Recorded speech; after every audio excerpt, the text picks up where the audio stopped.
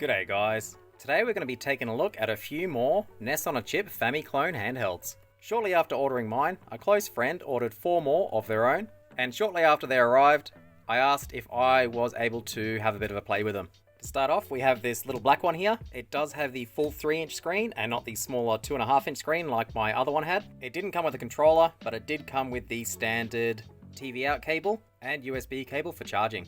The casing is also very slightly different, mainly around the speaker grill. Turning it on, we can see we do have a different menu. We'll go to English, and it looks like this one is 401, whereas my one was 501. I believe my friend paid $15 Australian for this delivered, so it is twice the price of the one that I got. They also got theirs from Ali. The first thing I've noticed is the colors on the screen are correct on this. If you watch my last video, the colors were slightly off. This one does run too fast as well though. The colors on Mario 3 are also a lot better. The D-pad and the A and B buttons are nice and soft and very comfortable to press. So it looks like they are using higher quality membranes. If you've watched my last video, you'll remember that the membranes in my handheld were extremely hard to press, but these ones are greatly improved. We'll see if there's a built-in test menu, just holding Y and B and pressing reset. And there is a built-in test menu. It is quite a lot different to my one, which is interesting. So everything does work. There is different sound effects as well. At the end of the day, it is just a standard test menu, but this one does have sound. I will scroll through all of the games lists at the end of the video once again, just if you're interested in seeing the different variations. Next up, we have another black one, also with a full-size 3-inch screen, and once again, the case is slightly different. Here you can actually see the speaker through the grill. The grill is a lot bigger. We'll just compare it with the other one. You can see the grill size is quite different. And again, we have a different menu. Go English. This one is 801. So this should have hopefully more games, but I'm pretty sure they'll just be the very similar games repeated multiple times. We'll try Mario Brothers. It is running fast as expected, but the colors are a lot better than on my one. The D-pad is quite stiff, but the A, B, X, and Y buttons are a lot better. So it looks like the gamepads are hit and miss on these devices. This one does have Batman. We'll take a quick look at the built-in test menu. Again, holding Y and B, pressing reset. And this does have the same test menu as the previous black handheld. Once again, I'll go through all the games list at the end of the video. Next up, we have a red one. This one does have the smaller 2.5-inch screen, similar to mine. The casing again is slightly different. So there may be a few different companies injection molding these cases. We'll go English. This one is 501, and it looks to be identical to my cheap one. The colors on this screen are correct as well. So far, all of these new ones do have the correct screen colors. No surprises here, it is running too fast. But the A, B, X, Y buttons and the D-pad are a lot better than my cheap one. It does look like I may have gotten a dud. We'll take a look at the built-in test menu. Interestingly, this does have the same test menu as the 2 black handhelds we just looked at, but a different one to my handheld. So it looks like there are differences even though they do have the same games. This red one also came with a Player 2 controller. It is micro USB, but I'm pretty sure it's not using the USB protocol. Instead, I'm almost certain it is using the standard NES controller chip. Just instead of a NES controller plug, it has a micro USB plug. We'll connect it to the micro USB port at the top, and we'll see if it's any good. So you can't control the menu. I'm pretty sure this is the Player 2 port. So we might go to Double Dragon or Contra. Go Contra 1. It's got the same menu that mine had. Go Contra. You want 2 players, and there's 2 of us. So I'm the blue guy. Jump and fire both work. Now we'll go Player 2. And yeah, sure enough, jump and fire both work.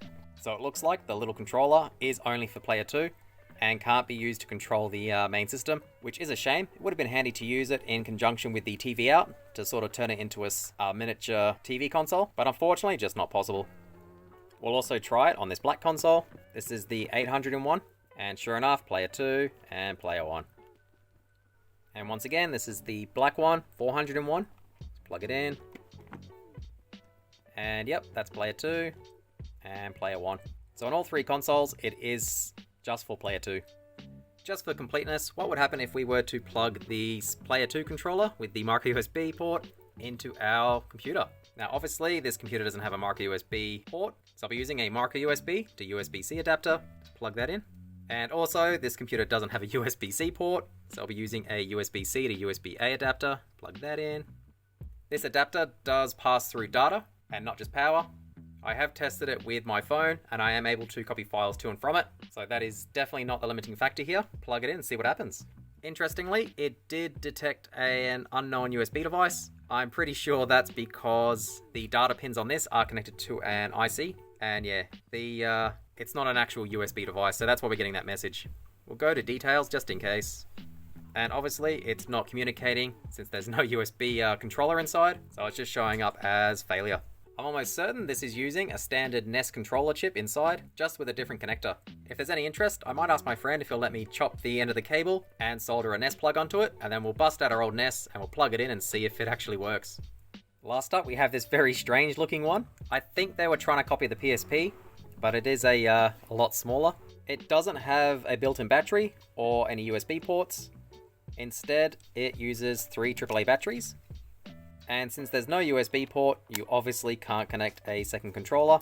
The L and R buttons are obviously fake, it's just part of the molding. I think these little circles here are supposed to be the joysticks, but obviously not real. Annoyingly, you would expect start and select to be at the bottom, but instead it's SP and reset. So pressing reset just brings up the games list again. On the right, we do have a sound toggle. It's a digital one, so that is a bit different. And you obviously got a D-pad. It isn't joined. They are separate buttons, similar to the A, B, X, and Y. So it isn't one thing. So you can technically press left and right, which I believe in some NES games they weren't programmed for that, and you can glitch it out. I think it's used in speedruns. So I think we'll turn it on and take a look at it. The first thing you'll notice is the screen is absolutely tiny. I believe it's 2 inch or maybe 1.5 inch. It is very small though. So we'll go down to English, and again, expect start to be on the right. That's not, that actually resets it. Instead, you want SP. So this seems to be 128 in one. I'll see if I can toggle the sound so it goes louder. You see the screen's really flickering.